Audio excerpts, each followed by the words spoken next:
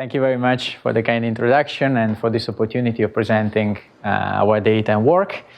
As you know, I'm a little bit an outlier compared to your community, as I do not deal exactly with electron microscopy, but I hope it will be anyway of interest for you to listen to my talk. So thank you very much for being here. The title is Coherent Correlation Imaging, a View on Complex Matter Across Space and Time, and the outline is very simple. We do not use electrons, but we look at electrons. And photons are used, in our case, for studying, indeed, electrons at mesoscale in materials. So we will talk about, very quickly, scattering, diffraction, resonance, and coherence, just to give an overview of what we do, actually, and what we can extract out of the properties we are interested into. And then, while presenting some examples, we will get the occasion of getting a particular view on a general problem, and in the problem can be sketched in this way, from intensity to properties, right? And I think that this is broad enough that obviously invests your community, as we heard several times already during the first couple of days of the workshop. And then we will draw some ideas, and hopefully we'll get some occasion for cross-fertilization between our communities. That would be great, at least for me. So first of all, the acknowledgement. As a bunch of people, obviously, I'm presenting the work that was done collectively by all the people of the beamline and more in general of NSLS2, which is the source hosted by Brookhaven National Lab. And people at Condensed Matter Physics, I don't know, oops, sorry, try again. Here we are. Oh, difficult. All right, we go up.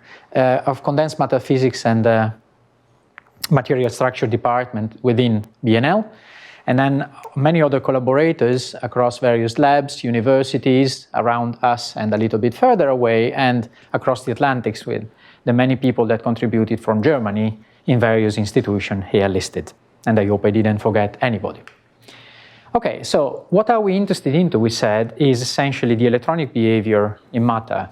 And so we use materials as a playground, but we want to extract what's happening actually. So we all know that at the nanoscale, what describes everything is all right. What so before people switch to the no, you're no problem. It's a laser point. There's no problem.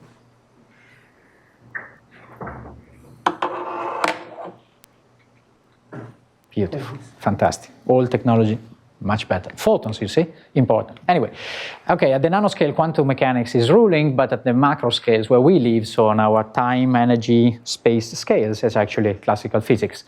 We are interested in understanding what happens passing through the mesoscale, and why, in particular, sometimes some quantum phenomena can survive and emerge, as it's told, at our scales.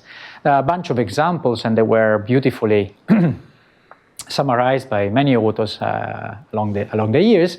We are about here, you see, right?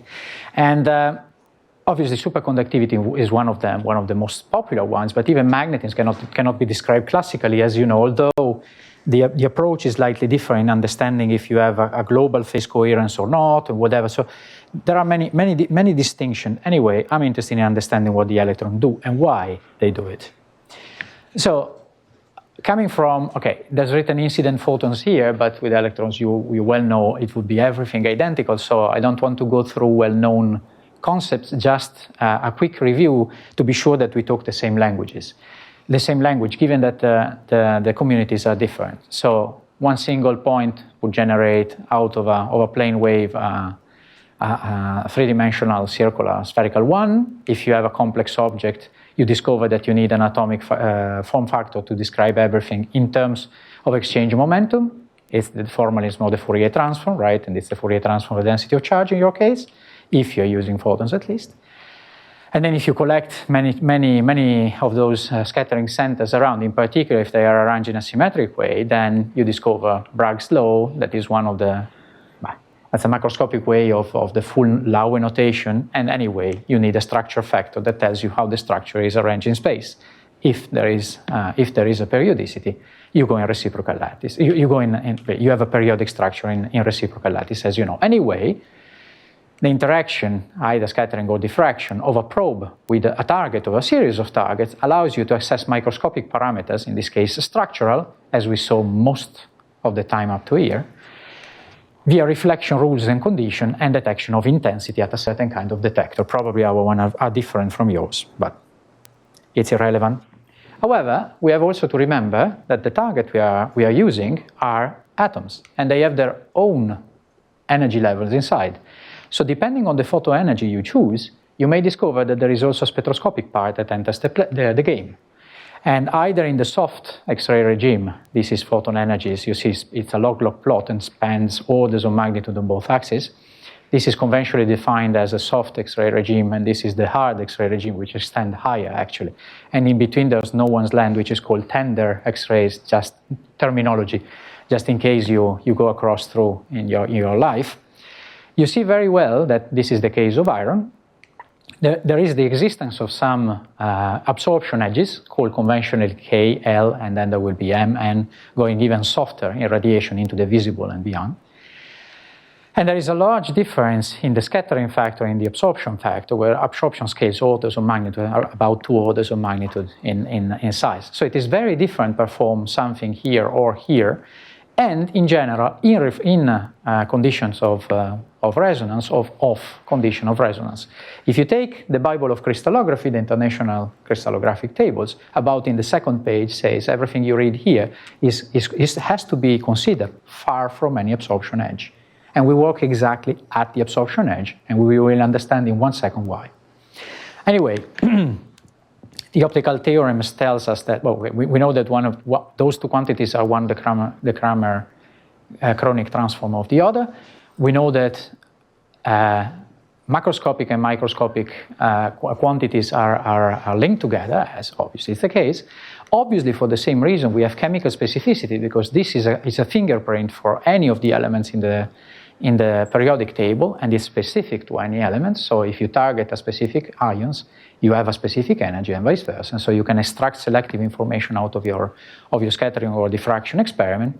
And actually, you know already that it's a photon-hungry technique, the one that you want to set up, just because you look at this log-log plot, much extending on photon energy, actually, and you see that the coherent part of the radiation is here, where other processes are largely overwhelming or much easier to do, in particular electron emission, right?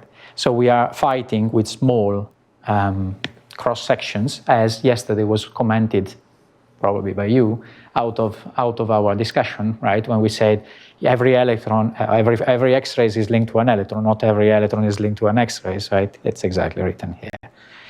Okay, good. So we want to blend what we saw up to now, and so we want to put together scattering and spectroscopy, and you end in resonant elastic X-ray scattering. And if you're dealing with lattice, so if you're dealing with a periodic structure, you're talking about diffraction. It's a photon-in, photon-out process that writes in the intensity detected at the detector as a function of position in reciprocal units, exactly as it would standard diffraction.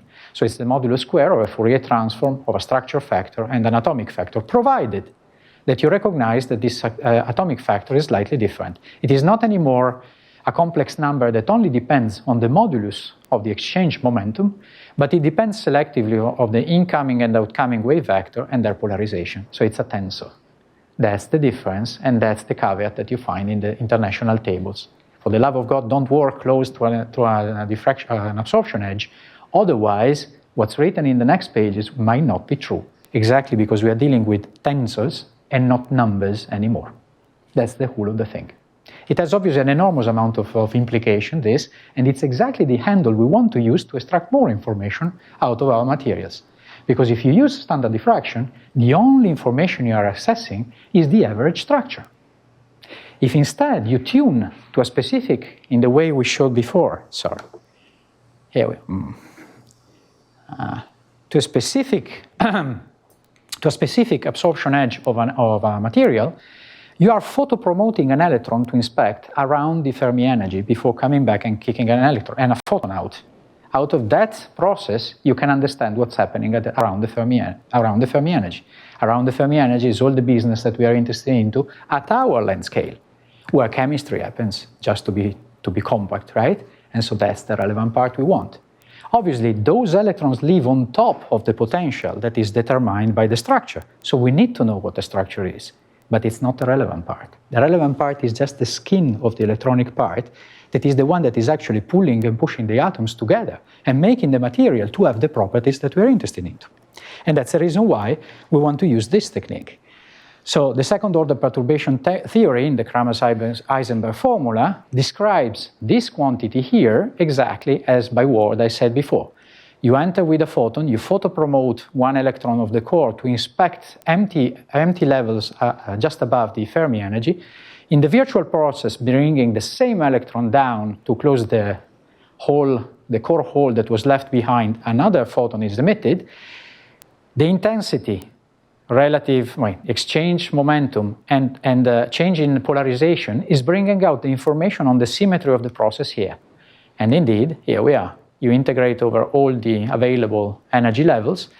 From a ground state or whatever state you start off, there is an operator that puts everything in an excite state, and another operator brings it back to the final state.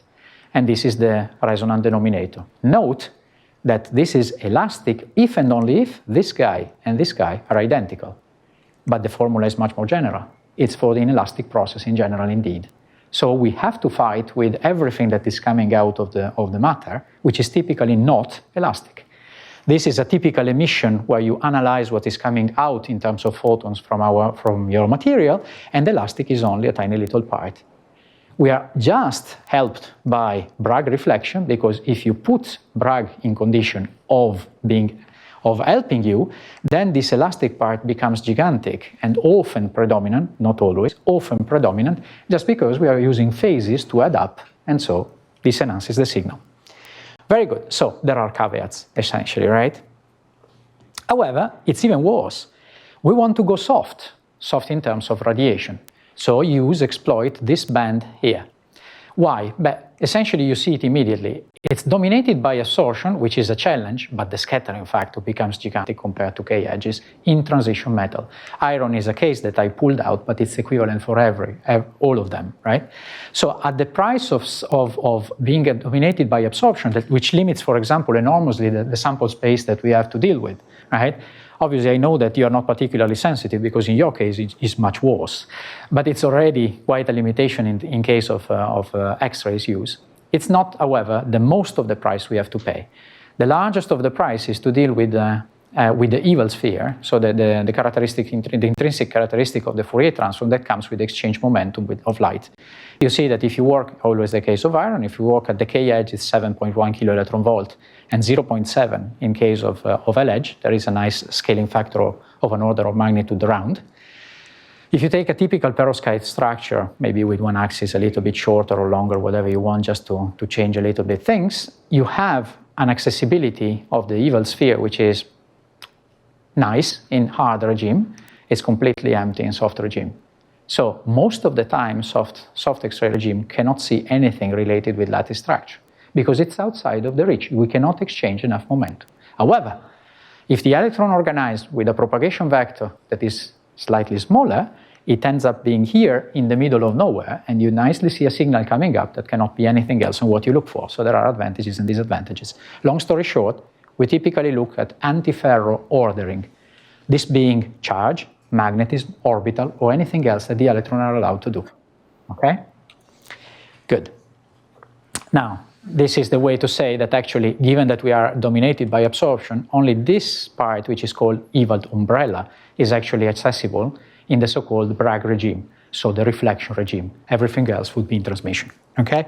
So somebody sees an umbrella, somebody else sees other things. It's irrelevant. Just to help you remember, those are the parts that we can actually access. However, being on a modern last generation synchrotron, we have much more. So our machine, and we will see in a moment why, allows us to use coherence of the beam, and this opens up new opportunities. What is coherence? So up to here, everything that deals with diffraction is just, for everything that deals with diffraction, is just sufficient to have a relatively poor control of the wavefront, in the sense that lambda, the average parameter of description, is sufficient to generate out of a powder, for example, a diffuse ring, and that's powder diffraction, and we make in an experiment to map microscopic information, the lattice parameter, in a macroscopic quantity, which is an angle that we can measure. But if we do better and we control better the wavefront, then we can make this ring to go in focus somehow, right? And we start to see that there are actually variation of intensity, which are called speckles, and they are indeed the Fourier transform of the distribution of the scattering center in our sample. So there's much more that we can get out of it. Now, the question would be, how can we generate a coherent beam? Is it possible to do it? Yes, it is. Any source can be coherent. So this is a traditional bulb lamp. As you can see, it's emitting several frequencies and in a confused, or let's say, distributed around, right? So it's sufficient to filter spatially and energetically, and you get a coherent beam. The problem is how many photons are left here and which kind of experiments then you're allowed to do.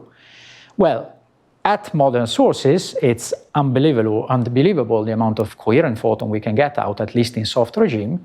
And obviously soft is advantaged because the coherence, it's expressed exactly in those two terms of filtering, right? You need a time or longitudinal part, which is proportional to lambda through the resolution function of your monochromator or whatever you want to say, and a spatial or transversal part, which again is proportional to lambda, and it's related with the solid angle under which you look at your source, essentially, which tells you how distributed your k vector are where you touch your sample, essentially, right?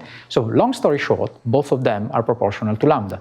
So the softer the radiation, the easier it is to get coherent, because your radiation is more accommodating for slight misalignment or differences in energy, if you prefer. So we all know this, because even this laser pointer would make you a number of speckles if it's reflected out of a rough surface. It's exactly the same principle we are using, just translated in the soft X-rays, right? Nothing else. This is actually the laser we use to align our beam. Okay, so we understand that it's possible to do it in principle. How do we do it? At NSLS2, 2381, which is the beamline where I work, coherent soft X-ray beamline, it's a very simple beamline in reality, just a couple of mirrors and a monochromator and a spatial filter, which is a pinhole, out of a source, and everything else is done by the machine. Very tiny emission means very high transversal coherence. Longitudinal coherence you selected with a proper monochromator, easy. 10 to the 13th coherent photons at the sample per second is what our beam is. We need to be attentive not to warm the sample. And obviously, given that the regime is dominated by absorption, you need a diffractometer, and the diffractometer has to be pumped out because we don't want air around, otherwise we couldn't perform the experiments. Indeed, most of the elements that you look around here are pumps, right? That's it. And then it's an empty tube. As I said, 2 mirrors and a monochromator and a pinhole, that's it. So it is rather easy to perform the experiment. It's a little bit more complex to understand what you can get out, but let's have a look to a standard general case just to give you the feeling of what we are dealing with. So we have the beamline is here, then we have a 10 micron pinhole, we impinge on the sample, we open up the sample with a theta angle that would be the equivalent of the half of the Bragg angle, which is the position at which the detector is put now, and if you make everything correct, you see something appearing on your CCD. Now, but if we were dealing with a perfect order, for example, corresponding to a structural lattice, right, whatever, we would have a Dirac delta and broadened by the instrumental limited acceptance or whatever you want to say. Then, in reality, given that we're typically dealing with electron correlations are much shorter in real space, that means much broader in the reciprocal lattice, and so you see something that is blown up in the detector, and it takes a relevant part of it. Now, if you add coherent illumination, as we do, you expect that this limited correlation in real space is due to the fact that you have domains, inhomogeneities, defects, or whatever. And this is exactly what produces speckles. So out of the large illumination, in reality, you see a variation of intensity pixel by pixel, which is the speckles we were talking about before. Now, you have a fast detector, which can take several images one after the other, and so you can build up a temporal series. And you have then the access to collective electronic state arrangement, both in space and time, in principle. What can we do out of it? But as an anytime series, you can see that the speckle information tells you immediately if everything is static. That's a movie, by the way. You don't see it is because it's everything so static that it looks like it's only the jitter of the noise of the detector that tells you that it is. Or dynamic, as in this case. It's the same signal, right? There are some parameters in the material that are changed. Obviously, we want to study composition, temperature, electric and magnetic field, and so on and so forth, and understand how the domains, the defects, in general, the behavior of the electrons at the level of the collective arrangement in the material reacts to external stimuli. And this is exactly what you can see, and your eyes understand immediately what's happening right now. You can mathematically treat in terms of defining an ROI and making a time correlation function. You can extract information in another way, but you have essentially the relaxation time of the material at various configuration, right, in temperature, electric field, magnetic field, as I was saying. However, coherence should allow us to do much better. And being in a microscopy workshop, obviously, I start this part calling seeing and believing. Well, as any human being, we get most of the interaction with the world around us through vision, right? So it's obvious that it's very comfortable to see something, right? And actually, any good set of scientists put in front of a large question can be drawn very wrong just by the fact that a partial vision is potentially source of error. There are a number of other experimental techniques that exist and provide beautiful images, as you guys showed us over the last days, but it's always a good idea to add others just because as any sense, vision can be wrong, right? And any measurement is a projection of a complex reality in a subset of parameters somehow. So we can lose something while doing it. So it's a good idea to make in various ways so that we are sure of sampling the whole reality completely. I didn't dare to put any of your images because your resolution, obviously, nothing has to do with what we can do. But we work on electrons, as I said. So we want to learn from the others. There is a lot of efforts, and there are experts in the room here, on the imaging community from X-rays. However, we have some plus and some minuses, as I said before, because we are resonant and in strong absorption regime, that sometimes changes a little bit things around. But we will see it not dramatically. So what did we do? Right, obviously, you start with the easy step. You try to focus down your radiation as much as possible. Luckily, current engineering has done fantastic steps, and we have very good Fresnel zone plates and other kind of optics to focus down, and we can reach 100 nanometers at the most, or roughly of the size of probably a little bit better, but we need to come out with photons, so we are limited by focal lengths and everything. So typically we're happy of working around 100 nanometers resolution, which is embarrassing compared to what you can do, obviously, because you don't even start to work there. But for us, it's already enough. And it's enough in the terms that I brought one example. This is a 113 neodymium thin film. And you can see actually the happening of the metal to insulator transition and the antiferromagnetic transition across the subset of domains of reflection that you are sensitive to in our geometry. And you can not only make a map, but you can study the evolution versus temperature. You can extract some statistical parameters on the distribution of domains, how they arrange in space, if they are connected or not, and so on and so forth. And you start to understand that some of the properties that you look and you can actually measure at macroscopic scale depend on those guys. We also tried some reconstruction with an early effort that was called ReconSteam on the beamline, and it's made out of several universities and labs across the Atlantic. And we were successful mostly on charge signal, not on electronic signal in this case, because it's much harder, but with a lot of problems. However, some images were formed, and depending, you see, resilient to initial conditions, and we were able to get something out of it. However, what I wanted to talk about is something different, because I want to bring in the time part, right? So again, nickel, we study other things apart from nickel, believe me, but nickel is a very nice, somehow, elements to study. In this case, is the 214, not 113 as before anymore, and this offers charge and spin ordering, that are those two different signals here. You see very clearly the speckles, you see that they have an envelope, that there is a variation of intensity pixel by pixel, and that you can study, as I was saying, you define the one-time correlation out of the signal, And you can study the evolutions versus look at this ln to log plot of the part that is supposed to change if any change is happening in time. And you will see that charge ordering, for example, is changing at any temperature, and it's modulated in a different way, changing the temperature, non-monotonous. And spin ordering change much more, it's way more dynamic, but sometimes it's also way more static. You can do return point memory experiments, you can understand who's driving what, how, who's linked to the lattice, why. So many microscopic information can be extracted in a way, studying electrons, that is not evident anywhere else and anywhere else, I believe.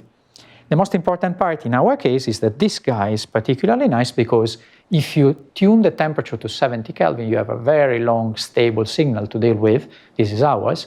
And so you can make ptychography out of it. And effort of Ian Robinson, I'm sure he talked about a couple of weeks ago when he was here, we were able to reconstruct, or they were able essentially to reconstruct maps. We know from the statistical treatment of the domains, of the magnetic domains that you see here, spin order, right? The magnetic domains that you see here, that we are dealing with the good domains, because this makes the pair with the Fourier transform of, so the full width of maximum, if you prefer, in reciprocal lattice that we detect directly on the detector. But in that case, it's an average information, and here we have the spatially resolved information. So we know that if we wait long enough compared to the evolution that is supposed to happen on this spin order, as we get from the autocorrelation function analysis, we know that they are not changing position, they are not bubbling in and out. It's essentially they are breathing at the border, and this is the essential mechanism. Plus, we can have an idea on how various parameters, structural parameters, are linked one to the other, which was not available before. And it's a very interesting information in view of studying the superconductivity in cuprates that also we did in the same way. Studying different compounds, in this case iron, in this iron molybdenate magnetoelectric multiferroic, we came across the possibility of doing a different way of imaging our materials. And in full field, you see those wavy lines are the antiferromagnetic domain boundaries, and you see that this is the antiferromagnetic reflection out of the sample, which is forbidden by the lattice. That's an easy case in this case. And you take several images always at the same temperature after having cycled across the phase transition or the magnetic phase transition your sample, and you see very clearly that there are points that act as spinning. Sometimes they are ineffective, they move around, and there are other defects in the structure, and so on and so forth, but also you are sensitive to antiferromagnetic domains, which is a unique feature of our technique, as far as I know at least.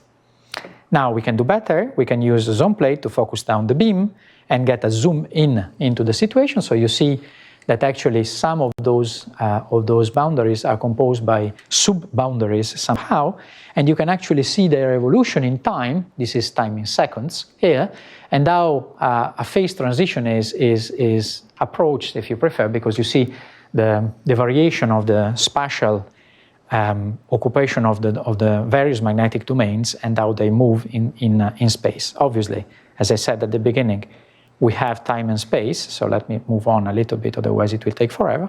Here we are. Yep. Come on. Here we are. So you see that it's static for a while, and then at a certain moment it bubbles out, right? And it moves in space, and it's trying to merge probably with the other part of its equivalent domain that is at the other side, and so on and so forth. So all this is something that is accessible it was not possible to be seen before, and it's accessible now. So it is worth studying electrons to try to understand the details, the intimate details. For example, think about spintronic, all those kind of things. Now it's moving in the direction of antiferromagnets, obviously, and non-conductive antiferromagnets for saving energy and processing information or storing information in new ways. And you need to know what the domains are around, otherwise it's pointless to try to control your devices, right? But this has to be done in space and time. Instead, typically, as all the experimenters, we are in front of a dilemma, which is the dilemma of space or time. You only have electrons, photons, whatever your probe is, in finite numbers, and you have to decide if your bucket has to be thrown into the spatial resolution or the time resolution. Because you want to acquire a long time to get very nice and crispy images, but this destroys any time information you have. You would like to be very, very fast in determining what's happening in your system, but it's difficult to maintain a very high spatial resolution in this case. So it's always a compromise. It depends on many boundary conditions, obviously, and it's determined by the intensity, the maximum intensity of your probes that is supportable. So the dose, you would say, right, in your language of your sample, on the temperature you want or you are able to maintain, and the speed of your detector and whatever. But ultimately, it's always a trend, right, between one and the other. So this is due to the fact that we are blindly averaging. So we are just taking and assuming that nothing changes. Actually, this is the way to go if there is no dynamics, right? We just sum everything and we say, okay, the average kills the noise, Poissonian, 1 over square root of n, whatever you want, but it tends to kill, to suppress the noise, and instead it tends to accumulate the signal that I want to extract, right, out, and then bring a better signal to noise in my measurement.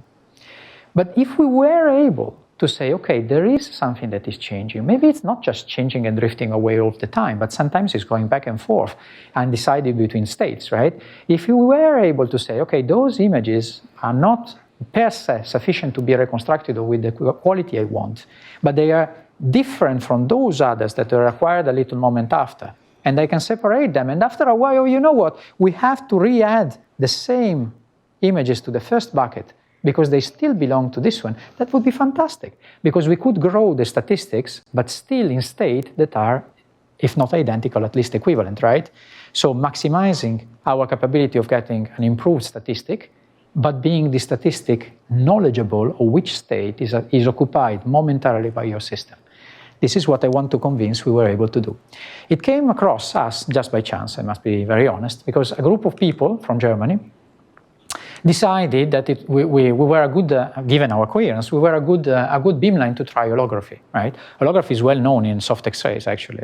It's business of quite a bit ago.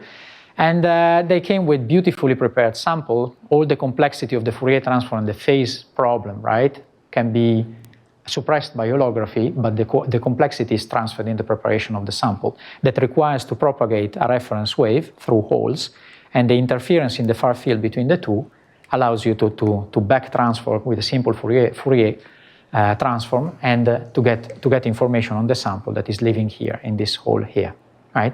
In this case, it was a magnetic multilayer with perpendicular magnetization at room temperature, so it's a very easy experiment.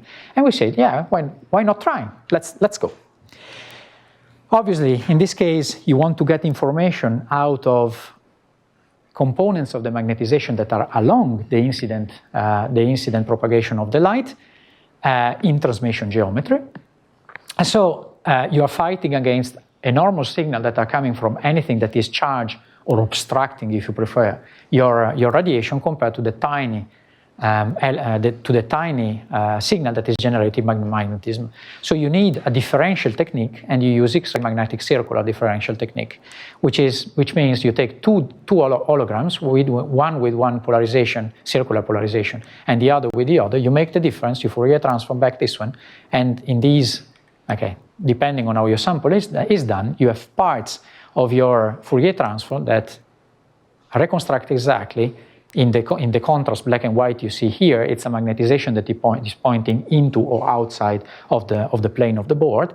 And we can even go rather faster, a little bit faster, but it's clear what I was trying to say before. If you accumulate 200 images of 10 milliseconds each, you get a relatively nice contrast. If you start to say, okay, I can compromise, I want to go faster, so I use less slices, less whatever it was said in your language, less images, you have to accept a higher, but a worse signal-to-noise ratio, right? This is blind averaging. So how can we extract the information on the sample, right, and on the time of what's happening along the time in our sample? This is exactly what I was saying before. You acquire holograms, right, at a specific moments, and you discover that there are bands where actually there is something that is happening, and there are areas that are well contrasted and areas that are way less. If you just blindly slice your full acquisition of hours in chunk and you say, I can reconstruct here, here, here, and here. Why? Because obviously if you take this one, for example, right, you see that there is black and white and then gray areas here. If you take few frames, it is clear that you are changing the weight of some states compared to others that were happening at different moments during the acquisition, and at the price of losing signal to noise, obviously, you start to see that there is something changing in time. Nothing special, it's obvious, right? It's obvious even here, but just everything is confirmed. Now, if we were able to move from a blind averaging, as it's done here, to a selective averaging, saying, haha, I understand you, this is state number 1, then you jump to state 2, then you go to state 3, then you come back to state 1, and you put together all the relevant images in the right container, then you would get something that has very high contrast, and it tells you when these states were populated in time. That would be fantastic, but the problem is, we need to define a suitable matrix to do this. That is working for us in telling, now you're in state 1, 2, 3, 10, 11, whatever. That's the problem. That's the mathematical problem that we have. Okay, so holography and time domain. Holography, we have the two holograms, we make the difference, we Fourier transform. This we know. This is the correlation between the charge and the magnetic signal. Typically, people take this one, as we did on the beamline, and we say, you know what, we can discretize, and we can then make the same treatment that we do typically for speckles in trying to understand how they slide, how they move in time, right? What we saw at the very beginning of the discussion. Actually, this time making something slightly more clever that came actually from the beamline, that is, instead of using one time, we can use two-time correlation and say, who's correlating to what? Because obviously, if you have the same signal and the same state, you are sure that it correlates the same way to the other states, either identical or not identical to themselves. So you can use pair correlation to say, I don't know who you are, but I know that you correlate the same to all these other states. It must be that you two guys are the same one. And that's the hint, right? So in reality, our collaborators in Germany proved, because they are really knowledgeable, not as we are, about holography, that if you use this central part, you can do much better, and the sensitivity is way higher, but the principle is the same, is the one we came up through. Use the two-time correlation. This one is the metric. The correlation that you have here is the metric you're looking for. And indeed, if you now zoom in a very small part, for example, at the very start of this acquisition that we got from hours and hours, you see that you have two highly contrasted zones, one aside the other, if you cut horizontally. Now, if you take the whole of these guys and you reconstruct, you get exactly what I was showing you before, right? Black and white, and areas that are a little bit dark, a little bit grayer. If you now say, okay, I want to only sum up those guys and reconstruct, you get this guy. And if you do the same with the yellow area, which is sketched here, you get this guy. And guess what? If you merge those two, it's obvious why you get this one, right? It's all obvious, but you need to realize that the correlation is something that is providing you a way of deciding on a metric base, so not on your eyes. It's making as if you were your eyes, but it's mathematically treated, so it's absolutely reproducible what is going on. And indeed, if you extend this analysis here, where there are obviously many more states, you try to start to see that there are some changes that are really dramatic, right? And you can understand how these domains want to move around, and probably which information is hidden in terms of pinning points, in terms of the energetics that the system is allowed to explore, being at room temperature with its magnetic structure. And here we are. Which states are populated? How can we do it? Pair correlation, pairs on distance, maybe you can do it a little bit better. Iteration, dendrograms, you set a level where you say, okay, now you guys are subset of the same state, and now you jump to something that is definitely different because I see that there is a strong jump here.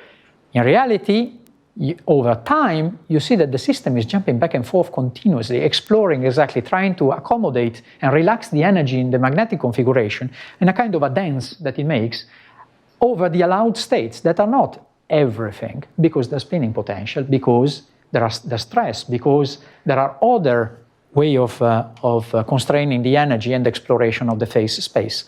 At the end, you have a certain number of states that are realized out of the acquisition that you get. There is a way of recognizing which is which. There's a way of averaging now blindly because you already made the discrimination, so you don't need anymore. So you just average and you take something that, if allows, it goes very nice in signal to noise. If you don't have any projection, obviously, signal to noise is still bad. But you did the best you can with the data available. Provided the signal to noise at the detector, obviously, this is one of the components that you have to make a compromise, the mitigation on. So now we know which states are populated. We know how to reconstruct them with the statistic that is allowed by the measurement that was done. But we know more.